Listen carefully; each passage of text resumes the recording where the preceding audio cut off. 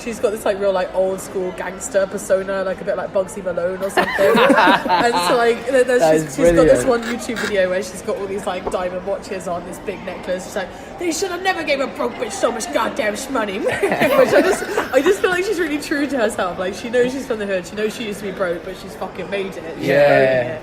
But she's got involved in American politics. Oh, right? because the Trump thing, right? Trump thing. Like, because she's like, she's worked fucking hard for money. Like, she's always talking about why she has her boobs out all the time. She's like, I work day in, like, night in, night out at the strip club to earn these babies. If you don't think I'm going to show them off, like, you're fucking wrong.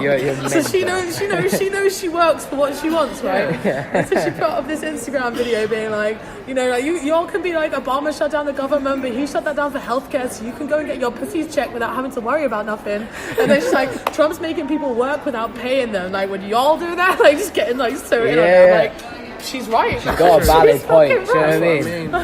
But more celebrities need to take that platform because like people listen to them. Yeah. If Kylie Jenner says I'm no longer using Snapchat. Snapchat's shares will go down.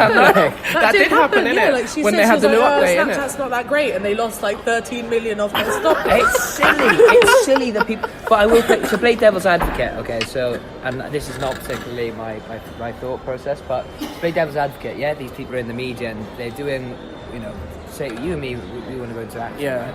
So we're just average Joe blogs, and then overnight we get into a massive film, whatever. Then tomorrow people start rooting through our bins, and like people start, like, do you know what I mean? And like starting like, oh, what's your opinion on blah blah blah? And you're like, well, I don't know. And then in the paper the next day, like, well, Brandon and Corey don't give a shit, and it's not that. Do you know what I mean? Whoa, taken out proportion. You know what I mean? Yeah, and they do get hounded, and I'm not saying that is in any way acceptable or like allows them to have really shitty behaviour. Yeah. But I think it's very important to remember they are human beings. Yeah. But it's also very important to use, as we've said, their platform because they go, do you know what? Yeah. I'm normal as well. This is what I think. Seeing more people do that. Yeah. Like, do you know Ashton Kutcher? Yeah. It's like from that 70s show and stuff. He's married to Mila Kunis. Like, by the way, if I could have a celebrity threesome, that would be them. Just on a side note. But like, so Ashton Kutcher's been funding like so much of his money into this software that's basically to help stop human trafficking. Yes. So he has this software that can pick up like if the same child is posted in the same video, that he can track that and find out where it's from. And he's actually started to get investment and funding from the US government now. Like, they're using it in their human trafficking programs.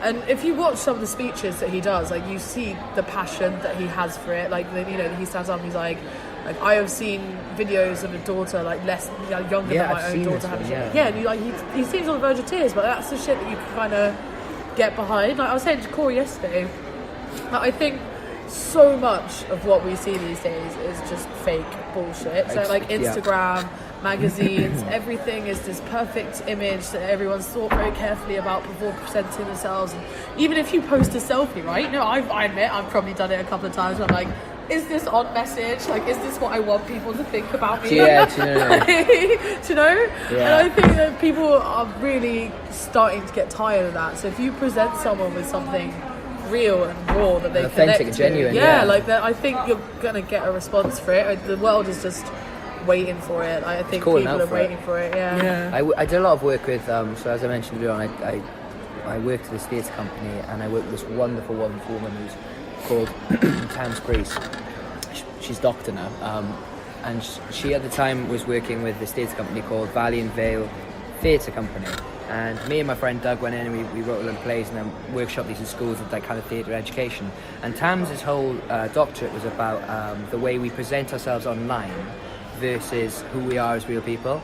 And he was talking about, I'm paraphrasing, so if you're listening to this, I'm so sorry. But it's talking about like our virtual mask and how we sort of present what we want to the world, whereas we keep what we're ashamed of behind. But it also works in a weird way. And there's this very famous case of a girl who committed suicide. She hanged herself. Do you remember Formspring? Do you remember that on Facebook? You could like anonymously ask questions, and then people. I remember something like that. Like that. So you choose to answer the specific question or whatever you want to, and then that goes public. So all those questions have been asked to you are private until you click to respond and then show them online.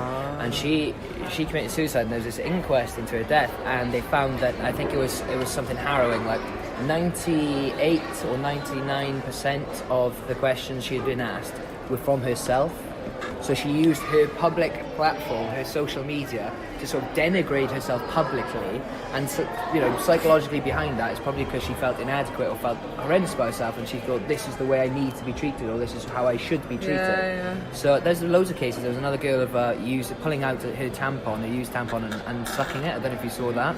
I did. And she filmed it, I did, and she put it online, and then she got like death threats and stuff, and then I think she eventually killed herself as well. But I mean, behind it is all about the idea that on some fundamental level you don't feel happy with yourself, or you feel like you deserve to be treated this way, and what better way or what better platform to use than something like fucking Facebook. Or, do you know what I mean? It's scary stuff.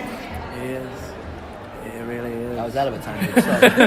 Sorry. so Jeff, what's Jeff spending his money on? We could go back to Jeff Bezos. Please, God, no. But I was going to go on to this cool article that I found about Gatwick Airport, they're trialing this new valet parking robot. No. What? It's It's going too far. But did you hear about that hotel in Japan? Sorry to interrupt. I'm jumping on this. We're going to go the headline through, yeah? Not even through the headline. My gut instinct is no. Like there was a hotel in Japan. That was a solid no as well. No. Couldn't even finish.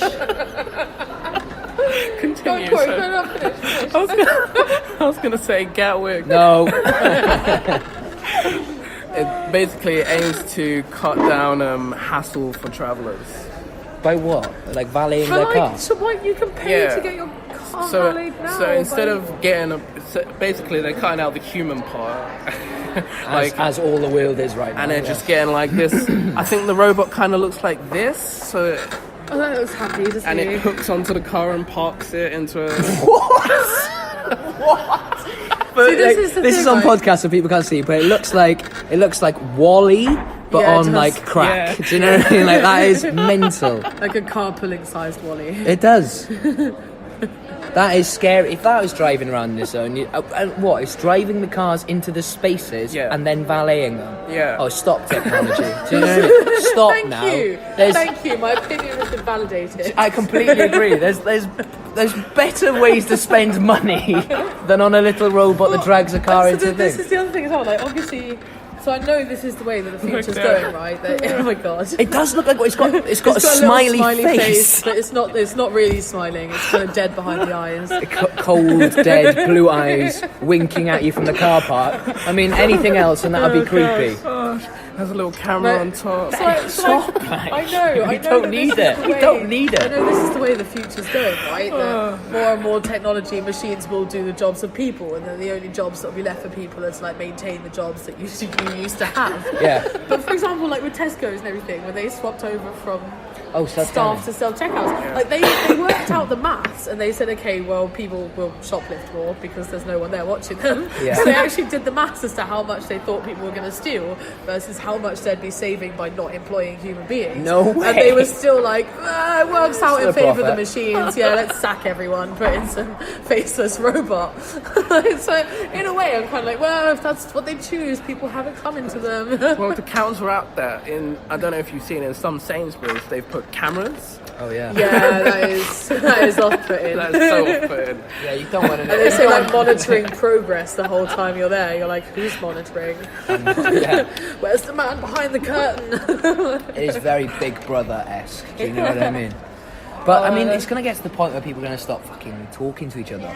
Do you know what I mean? Because there'll be a point at which people will be like, I don't need to have this conversation with you. I mean, even now, you go to a till and like, I've seen some people get startled when the woman goes, "You had a nice day?" What? I mean, they're putting their stuff through and they're like, this is like, So we went to Mind Over Matter. What was it, 2 weeks ago now? Yeah. And we came out, right? Are you telling Corey? Actually, you go on. So it's just the most millennial thing. We came out, right? This year. And Sophie ordered an Uber. We got into the Uber and this Uber driver was really nice and happy. He was like, "Hey, how's your day?" We're like, "Oh yeah, we had this great night. We were just at Mind Over Matter," like raging, plug in. Yeah. And then like he was just like, oh, see, at least you're happier than my last client. We were like, why? What's wrong? And he was like, well, she came in and she was in such a bad mood, so I tried to cheer her up, and she like got annoyed at me and gave me a bad review. Like, she gave me 1 star. Downvoted someone for being nice. It's like, this guy, I was in a bad mood and this guy tried to cheer me up. Fuck him. Yeah. I really want to see the report of that. Do you know what I mean? When you could type in what went wrong. You tried to crack a joke. He was a nice guy. He tried to cheer me up. Like, what a dickhead. It was like, so 2019, you know. It's so true, though. It's so true. Now. Like, I'm from Swansea, and we're very friendly. Plug in Wales. We need everyone to come Swansea. there. Yeah, big up the Swansea, massive.